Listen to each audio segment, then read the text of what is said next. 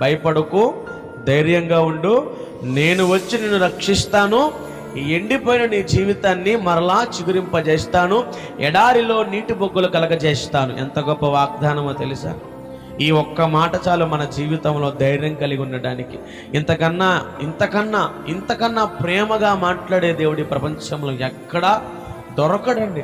నీ పరిస్థితిని చూసి నిన్ను గమనించి నీతో మాట్లాడుతున్నాడే, ఈ మాట్లాడే దేవుని దగ్గర నువ్వు ఎంత నమ్మకంగా ఉంటే అన్ని ఆశీర్వాదాలు.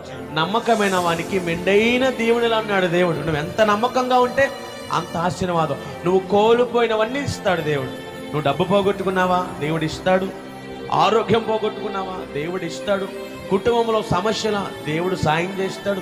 నువ్వు ఎంత నమ్మకంగా ఉంటావో అంతే నమ్మకంగా దేవుడు చేస్తాడు. మరొకసారి జ్ఞాపకం చేస్తున్న మాట, ఆయన వచ్చి, భయపడొద్దు, ఆయన వచ్చి మిమ్మల్ని రక్షిస్తాడు.